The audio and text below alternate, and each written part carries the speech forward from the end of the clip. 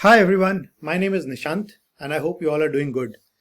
I believe you have already started your preparation for CAT and it's going well. In case you have not, why not?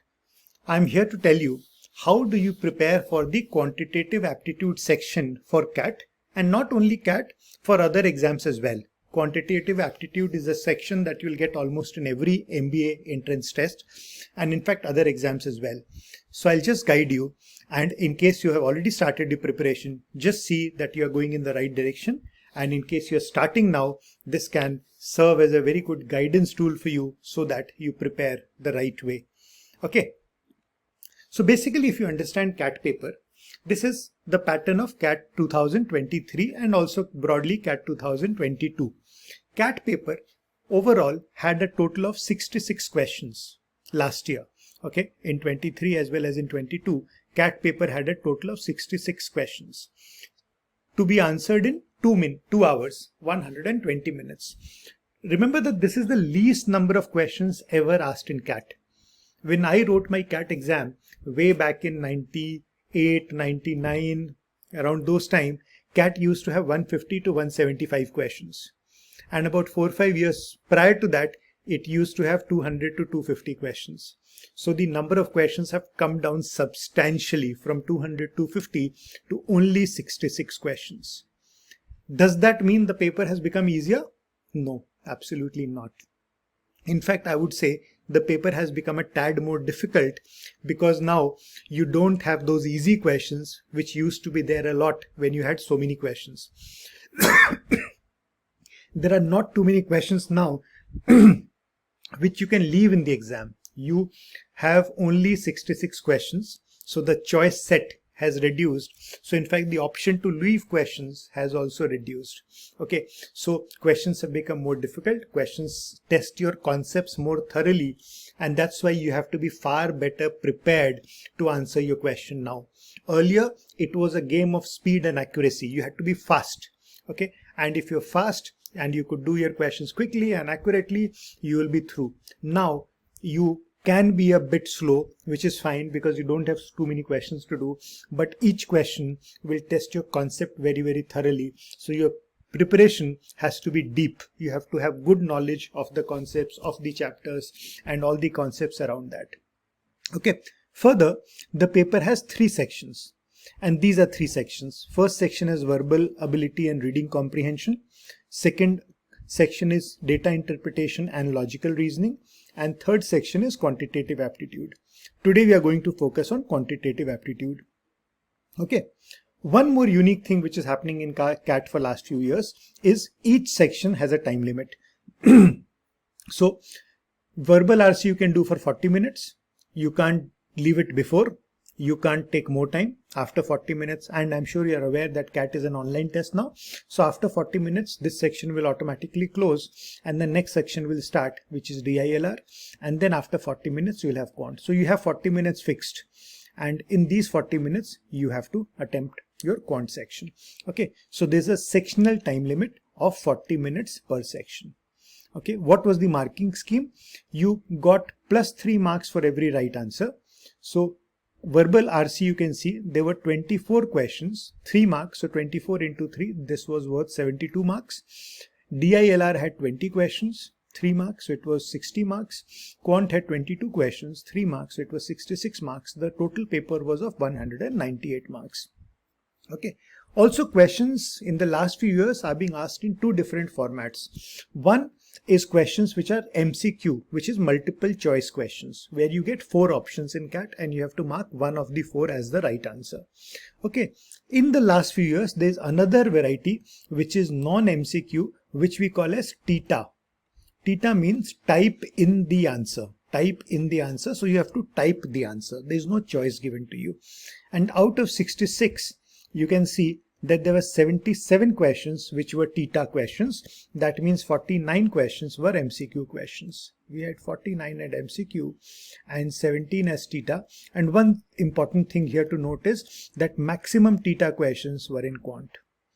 7 out of 22, more than 30% were TITA questions in Quant. Okay. So in fact, a lot of times we teach you that you check the options, you substitute answers in the question and check. A lot of questions you'll not be able to do that. You'll have to solve the question fully, and hence all the more important that your concept has to be good in those chapters. Okay. One good thing with theta is that normally if you get a MCQ answer wrong, you lose 1 mark. So the scoring is +3 -1. But theta, there is no negative marking. So theta, if you get wrong, you do not lose a mark. That is one saving grace. Okay. So Quant had a total of 66 marks out of 198, which is exactly 1/3. So Quant had a weightage of 33.33%. Of course, a very, very important section. And if you see in terms of difficulty in CAT 23, Quant was a difficult section. In fact, Quant normally has been moderate to difficult. It has rarely been easy. So you really need to be good in Quant. One more thing, I'm sure you are aware that to get call from the IIMs, not only do you need to clear an overall cutoff, you also need to clear a sectional cutoff. Okay, we'll come to cutoff in the next few slides, but you need to clear the sectional cutoffs as well. So you can't do very good in 2 sections and very poor in 1 section, then you'll be rejected. Okay, you can do very good in 2 sections and good in 1 section, that is fine. Above average in 1 section, that may also be fine, but it can't be bad. Okay, because you'll not clear the sectional cutoff and you'll be rejected. So in fact, one very important tip for your preparation would be, please work harder on your weaker section. Whichever section is weaker, please work harder on that section. Okay, because on the exam day, you'll have to do equally well in all the sections and maybe extra better in 1 or 2 sections. Okay, but you can't do bad in any section particular. Okay, so I hope we are clear with the pattern. Okay, let us now look at your CAT paper of 2023 and the Quant section of that paper. CAT paper, as I told you just now, is conducted in online format. It is conducted in the end of November, 1 day in the year, and it is conducted online in 3 different slots. You can take slot 1, which is morning slot, slot 2 afternoon slot, slot 3 evening slot, and here I have put all the questions in Quant or quantitative aptitude category wise. If you see your whole maths of CAT, you can basically divide it into 5-6 broad areas. We have what we call as number system. Number system is a concept which would have questions on classification of numbers, rules of divisibility, LCM, HCF concept, factor based questions, factorial based questions, cyclicity of the last digit, second last digit, remainder, when you divide a number, successive division, natural numbers, sum of natural numbers, and so many related concepts. A very big area, and numbers always gives you some questions. So here if you see in the 3 slots, you had 1, 3 and 4 questions from numbers. So numbers is the first area that you prepare when you do your CAT preparation. This is not in sequence, but I'm just telling you broad areas. Second area is algebra.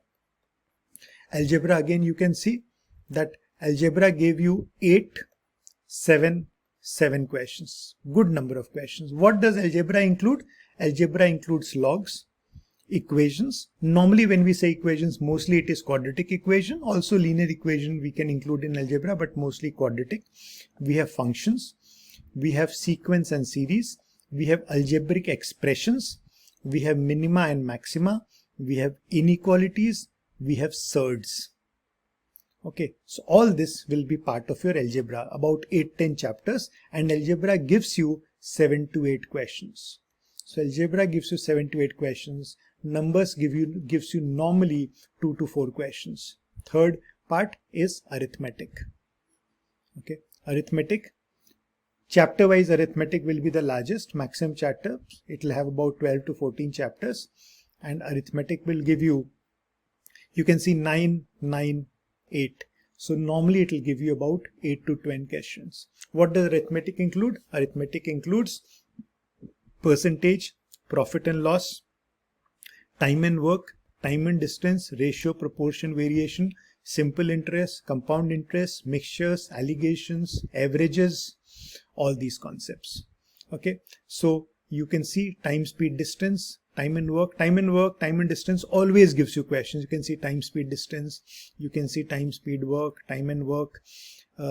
So ratio will normally give you questions. So there is ratio, you have percentage, you have profit loss discount, you have profit loss discount, simple interest, compound interest, one question, mixtures. So you can see that a lot of these chapters fairly uniformly divided across all chapters. Arithmetic gives you 8 to 10 questions. Then we have fourth is geometry and mensuration. So geometry and mensuration normally gives you 3 to 4 questions. Okay, so what does geometry and mensuration includes? Triangles, quadrilateral. So quadrilateral will have rectangle, polygons. Okay, then it will also include your coordinate geometry. It will include circles. Okay, so circle, coordinate geometry, you can see the chapters are broadly same. So geometry and mensuration. We also have trigonometry, but trigonometry you normally get 0 to 1 question. And then the fifth part is modern maths.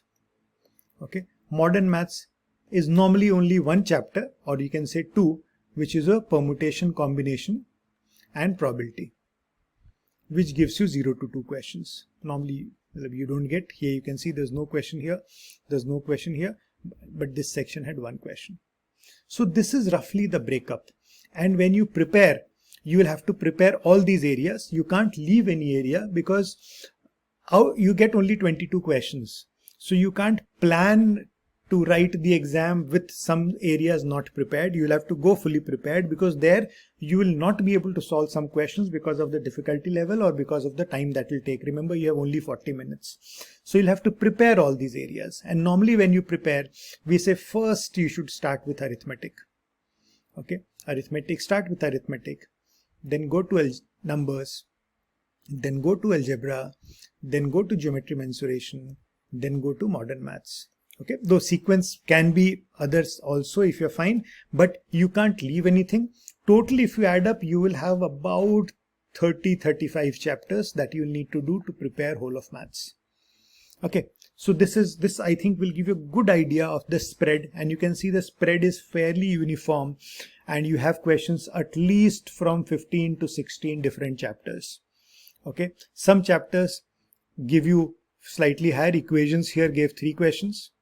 Okay, normally, but you will see 1 to 2, normally not more than 1 to 2 questions from one, and then it will be spread out. Also, if we look at CAT 22, this is your CAT 22.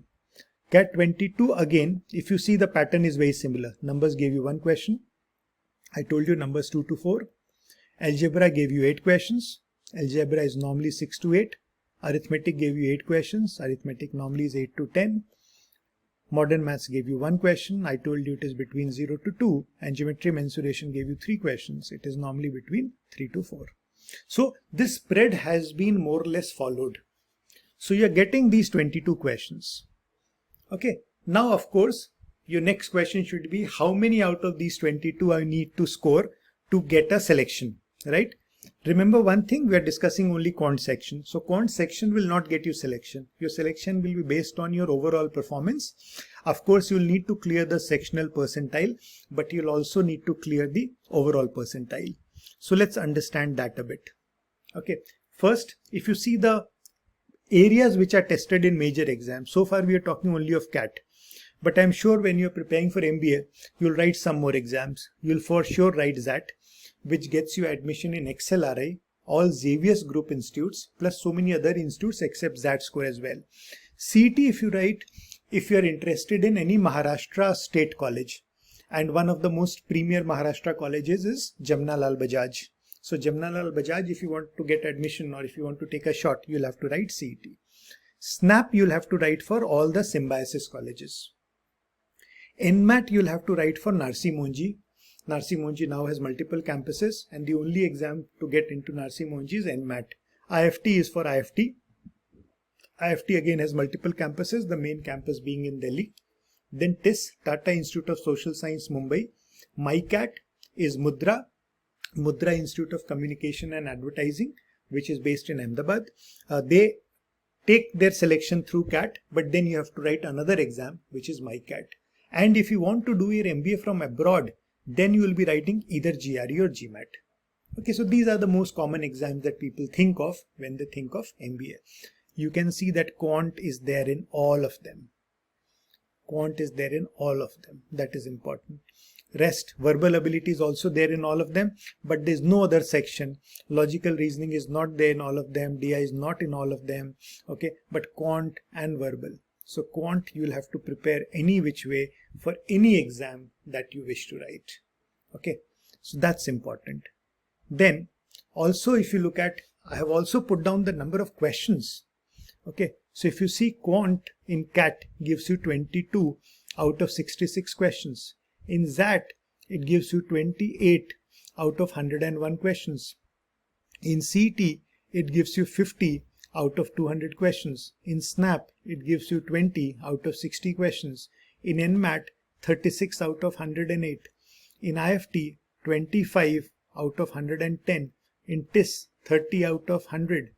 In MyCat broadly is psychometric. Major component goes to psychometric. But if you leave psychometric, remaining there are 84 questions, and out of those 84, you have 20 in Quant. GMAT has 21 out of 64. GRE has 27 out of 55. So your Quant section, the weightage normally is between 25 to 40% across various exams. CAT is 1/3. ZAT is about 28%, CT is 25%. Okay, so that is the range. So very, very important section. And what in Quant I discussed with you just now. Whatever is asked in CAT, normally the same chapter, same concepts are tested in other exams also, except for ZAT. ZAT focuses a bit more on higher maths, so there are some additional chapters that we do for ZAT. Otherwise, normally the same chapters are good enough for all other MBA entrance exams. Okay. Now the important question is your score, and understand this slide very well. Okay, because CAT selection is all a game of your percentile. It is not a game of your score or percentage. Percentage, so please forget. When you're preparing for competition, please forget percentage. Okay, percentile. So normally overall, as I told you, of course, you'll need to have overall score, but we'll focus more on the Quant section.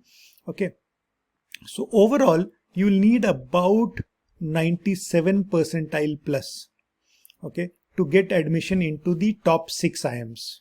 Okay, admission means to get shortlisted, to get a call. And the second stage, of course, will be your GD, PI and written ability test. So to get a call from the top 6 IIMs, you need at least 97 percentile or more, which means you need to have a score of 68 to 72. This is an average score across last multiple years. Normally this range. Okay. To get this score, you will need to do 24 to 28 questions. I'm assuming accuracy of more than 80%. Okay. So 24 to 28 questions you will need to do. Okay. If you want admission call from top 3 Ahmedabad, Bangalore, Calcutta, maybe you will need even 99 percentile plus. Okay. Where you will have to get score between 84 to 88. Okay, so let's not look at this. Let's instead look at Quant. Quant, you will need at least about 95 percentile. Normally your sectional cutoff should be, to be on the safe side, you should at least get 95 percentile, preferably more, because if you can get more score here, that can push up your overall percentile. But to get at least 95 percentile, you will need to have a score of about 21 to 23, which means you will need to do about 7 to 9 questions at least. Preferably, the target should be 99 percentile. The target should be a score of 31 to 33. So the target should be to do 11 to 13 questions correct. 11 to 13 you are doing, I'm assuming accuracy of 80-85%. That means you'll do at least 10-11 of them correct. Okay, so 11 to 13 if you do 10 to 11 correct, you will land up with a score of about 30 to 32, 33, which is what is required. This out of how many? Out of 22. That means you will need to do more than half. Half of 22 is 11. You will need to do 11 to 13. So you should target doing about 60 to 70% of the paper. Okay, that will be good. So out of 22, if I can do about 13 to 15, okay, nothing like it, right? And this has to be done in 40 minutes. That means roughly you will get about 3 minutes per question, right? 40 minutes, 13 questions. That means 3 minutes per question is the amount of time that you can spend. Okay. Ideally, it should be lesser than that, but 3 minutes plus you'll have to maintain a very good accuracy. And this is not going to be easy because the questions are complex. The question will test your concepts, and each question actually will test your concept across multiple chapters. A lot of these questions are combined questions which test your concept across multiple chapters. Okay, so this is what is required.